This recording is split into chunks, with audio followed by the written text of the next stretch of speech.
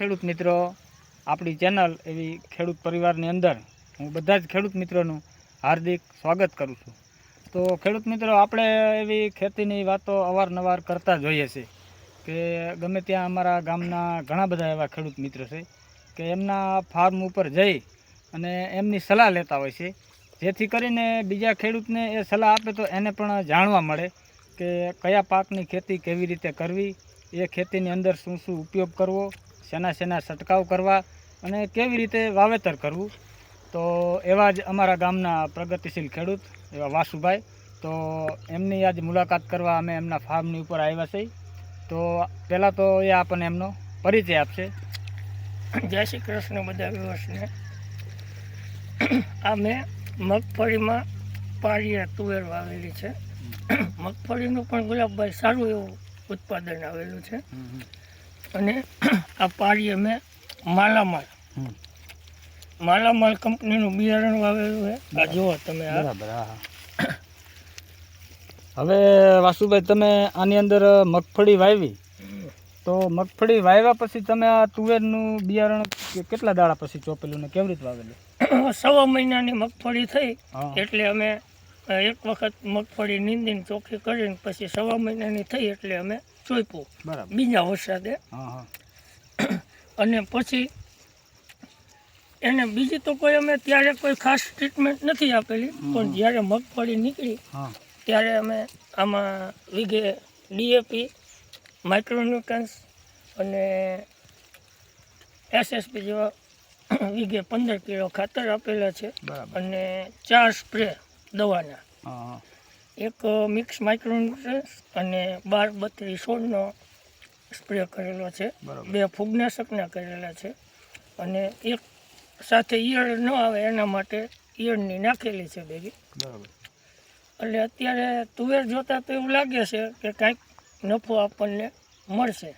બરાબર. હવે વાસુભાઈ, આ તુવેર છે તો આની અંદર મગફળી સાથે તમે તુવેર વાવેલી, તો માનો ને કે એક સિઝનમાં 2 પાક લીધેલા, બરાબર.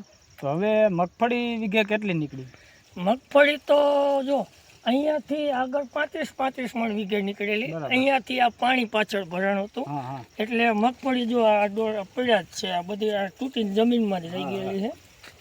એટલે મગફળીનું ઉત્પાદન વરસાદ આ જે નવરાત્રી પછી થયો આપણે, એટલે એમાં આ નુકસાન છે. બાકી મગફળી આગળ તો 35 મણ વીઘે નીકળી છે. બરાબર. મગફળીના ઉત્પાદનમાં તુવેરે કોઈ જ જાતની અસર નથી કરી. આ તો જ્યારે મગફળી નીકળી ત્યારે તુવેર 2.5-3 ફૂટની હતી. મગફળીને કોઈ દબાવી કે એનો છાંયો પડ્યો કે એનું શોષણ કર્યું એવું કંઈ હતું જ નહીં. મગફળીએ તો એની રીતનું ઉત્પાદન આપી જ દીધું છે. પણ આ તુવેર, અને હું તો એવું કહું કે દરેક ખેડૂતને જો એક ખેતી, એક ખાતર, એક પાણી, એક ખેડ, બરાબર, ઓછા ખર્ચે આ આપણને હાવ નફો જ ગણવાનો. બરાબર. એટલે આ ખેડૂત મિત્રને આ કરવા જેવી વસ્તુ છે. અને બિયારણ ગમે ત્યાંથી સારું કંપનીનું જ વાવવું. આ દાખલા તરીકે અમારે હારી થઈ તો પછી ખેડૂતને આનો આગ્રહ નહીં રાખવાનો કે અહીંયાથી લઈ આવીને 20 કિલો વાવી દે.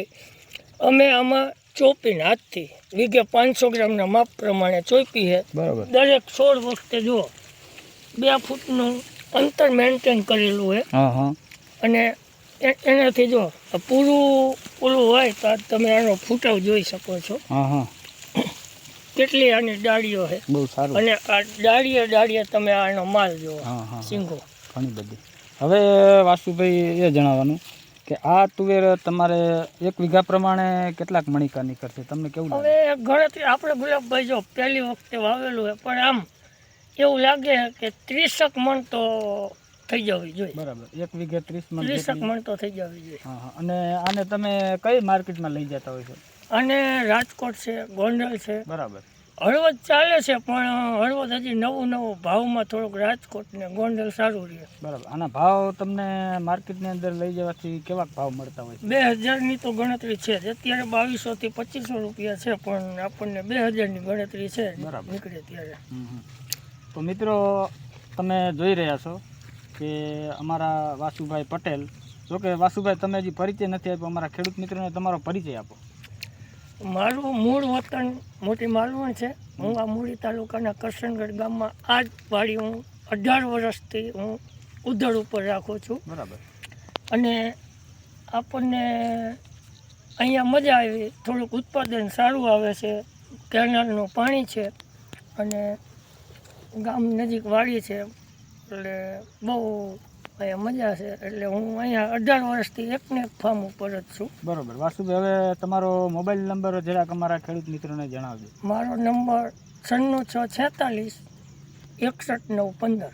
બરાબર છે. હવે ખેડૂત મિત્રો તમે જોઈ રહ્યા છો કે અમારા જે ગામના એવા પ્રગતિશીલ ખેડૂત કે જે પોતાની જ કોઠા સૂઝથી એક સિઝનની અંદર 2 પાક લેતા હોય અને બહુ સારા એવા ભાવ પણ મેળવતા હોય છે.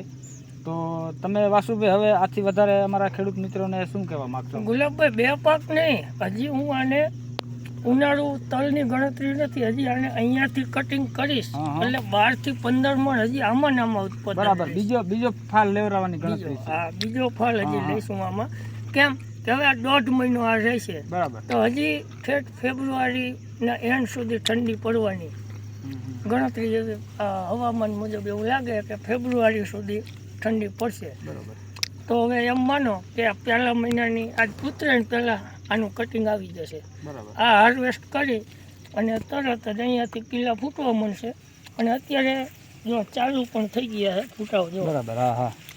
એટલે ગણતરી એવી છે કે હજી આને બીજો એક જ ખર્ચામાં એ હાવ મફત જ.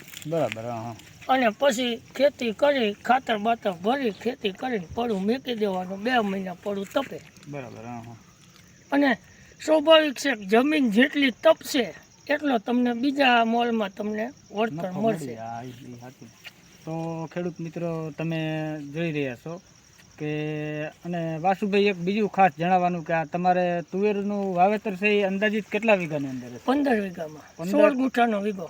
બરાબર. 16 ગુંઠાનો વીઘો અને 15 વીઘાની અંદર એવા પ્રગતિશીલ ખેડૂત અમારે વાસુભાઈએ તુવેરનું વાવેતર કરી અને એક સિઝનમાં 2 નહીં પણ 3 પાક હજી ઉનાળાની અંદર પણ આને કટિંગ કરી અને 1 પાક લેવાના છે.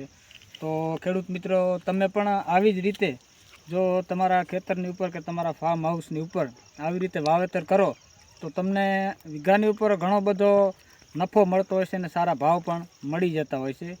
તો આવા વિડીયો તમે જોતા રહેજો અને અમે તમારી સમક્ષ આવા જ ખેડૂતને મળી અને આવા વિડીયો તમારી સામે અમે રજૂ કરતા રહેશું. જય જવાન, જય કિસાન.